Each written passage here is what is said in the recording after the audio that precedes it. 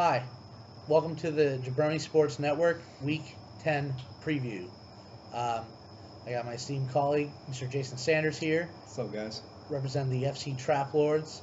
It's been a rough year, but, it's okay. It happens to everyone sometimes. So we're going to go right into power rankings as usual. I'll start off. I got myself on top. I've been saying it for weeks. I feel unstoppable, so I'm putting myself there. And then I got Dope Rage, too. Gave me the toughest challenge of recent weeks. Then Kevin, number 3, the Dolphin Tales 2, followed by my boy, my cousin, Porpoises, number 4. Number 5, we got the OG Cormier. He's got a good team, but I feel like he slipped a little bit in the last couple weeks, and he earned that 5th spot. Let's just say that. Then I got Team Lobachek, and then I got FC Trap Lords here, and then I got Chalupa Batman in number 8. That's what I got. Jason? Looking good. I'm going to go with number 1. It's going to be Kevin still. He's got to watch out. You're declining, bud. Number 2 is Dope Rage, looking to take over the throne. You got my buddy here, Alex, number 3. Number 4, the Porpoises, looking good so far. I like the way your team is. Congratulations, squeaking out a 1-point win against me. Number 5, the OG. Number 6, probably myself. But you can almost say a 3-way tie between myself, Eric, and Chalupa Batman. We've just been awful, not our season. So that wraps it up. All right, we're going to get into our sponsors for the week. Our sponsors are Parliament Cigarettes. Don't smoke. Smoking kills you. But, I need my nicotine. Yes, sir. Thank you, sir. Anyhow, so moving on, we're going to go into our matchups for the week. And that's always the best part of seeing what's going to come and trying to read the future a little bit, So we're going to start off with the matchup of myself and the Dunedin Devils versus Jason over here and the Trap Lords FC. I am taking myself. Jason? I'd take myself. It's All not right. looking good for me, but I think I can beat him. Maybe some of his players break ankles. I don't know. They get suspended. Maybe they beat their wives Saturday night. I don't know. With hope. I got 4 players on bye, and I still think I'm going to win. Actually, I'm going to win. Anyhow. He's cocky. I'm a little cocky. All right, moving on. Mr. McGiblet's Chalupa Batman matched up against Dope Rage Mafia. It's unanimous. We're both taking Dope Rage, am I right? Yeah, unanimously. All right, cool. Now that that's out of the way, we're going to move on to our upset special of the week, actually. And I think we're both in agreement on this one, too, right? We got OG Cormier versus Team Lopacek. And we're taking Team Lopacek, believe it or not. It's looking good. He's only 3 points off on the projection, and I think his team is genuinely better. At least the lineup on the field, in the circumstances and the matchups. I looked at the numbers. Jason looked at the numbers, the matchups. It's going to be close, but we think that Eric can actually pull off the squeaker. Yep. He's going to pull off the upset. Sorry, OG. Team's been declining ever since the first, week or 2. Yep. Plus, you got to get Kaepernick out of there. San Francisco, they're stagnant. They're dead. They're done. Get Kaepernick, and you can't be your starter no more. Yeah, the new stadium, normally when a team gets a new stadium, they're like, yeah, new stadium. But, that's all they can be excited about this year, In the World Series, that's about it. You get one. Everybody gets one, all right? Unless you're Tampa Bay when you win your Super Bowl, then you also get the Arena Bowl that year, and then, hockey and stuff. A lot of disappointing seasons afterwards. Definitely.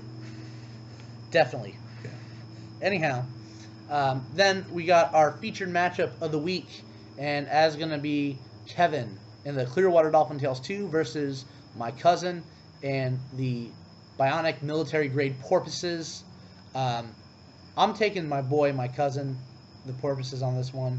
We're a little divided on that, right? Yeah, I would have to go with Kevin. Kevin's just, I feel like his team's going to be better. But watch out for the Porpoises. Lost to them by 1 point last week. Congratulations. So Anything can happen. It's fantasy football.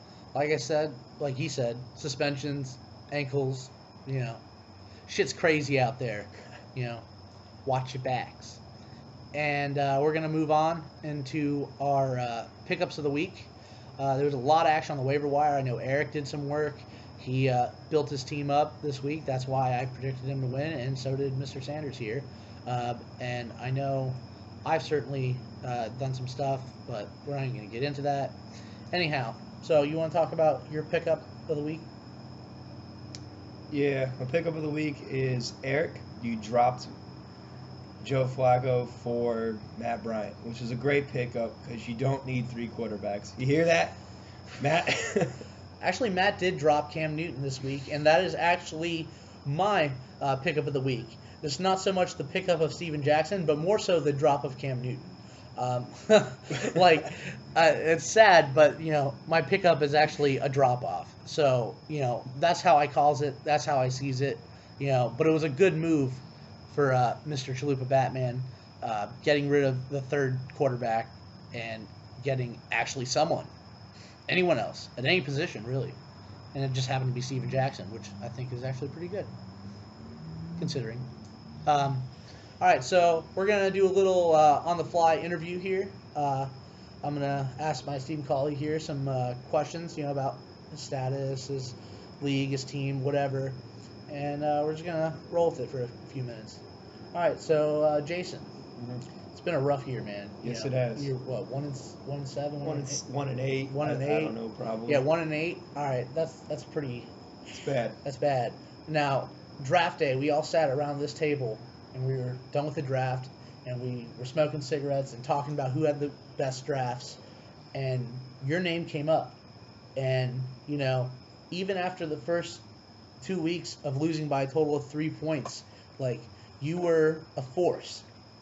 After the Darren Sproles production dropped off and then got hurt and you were left with basically nothing, did you know then the season was going to be over, or did you still have when did you lose faith in the season is what I'm asking?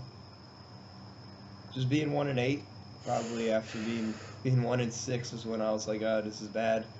Kind of hard coming back, but really all hope was lost when Eric won 2 games. Didn't think he'd win 1 game. He won 2. All right. So next season, when you enter the draft, are you gonna bring a different strategy to the table than you did this year? No, thought my draft was solid. Okay. Few players didn't perform. I got jumpy. 0-4, 0-3 start.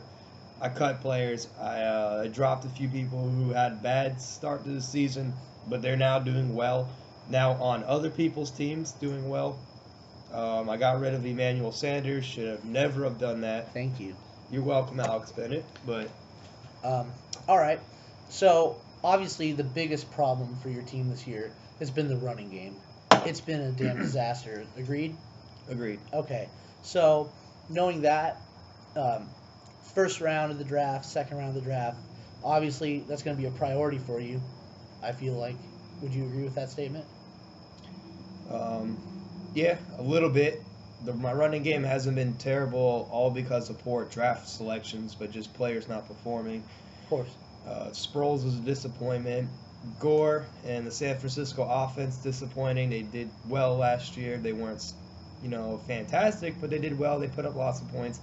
Gore was solid, consistent last year in fantasy. This year, not so much. All right. And lastly, you got 4 games left. You got this week, all right? And, then it's time. And you're obviously going to be in the bottom 4. It's mathematically impossible to climb up right now, I'm pretty sure, for you. And, too much of a gap. Yep. And you're going to be in a situation in week 14 and 15 where if you lose, you're in the sacco. Now, you're obviously going to try, and you're going to try not to avoid that. You're going to try to avoid that. Where do you stand right now? Are you preparing more for that, or are you trying to finish the season strong? What is your goal? Like, are you more focused on those matchups I think it's the same thing. The same goal is to win. It's to put up points. It's to turn my team around. I can't just predict. I can't just wait for the future. I got to win every single game from here on out, including those Sacco games or whatever you want to call them, the Sacco playoff or whatever. All right. So Well, I was just curious if you'd take a player that you can get and you know that they're going to have a better matchup in the last 4 games versus immediately, just because it's available, or are you playing for the immediate game and trying to get your shit going now? I live in the moment. All right. And you never know what's going to happen 4 weeks from now, so I don't even worry about it. Too much anxiety. And I guess that comes down to like projections and anticipations, and that didn't work out this year in general, you know. Yeah. So maybe living for the moment is the best play for your team and your future, man. Exactly. All right, sir. Thank you. Thanks for having me. Yeah, anytime, man. You're always welcome. That'll wrap up this preview, kind of. Thursday Night Football is on right now, actually. Anywho, that's all from us. And Go Lightning. Go Lightning. Yeah. And good luck out there, boys, this week. Watch some games and Watch your buttholes. watch your buttholes.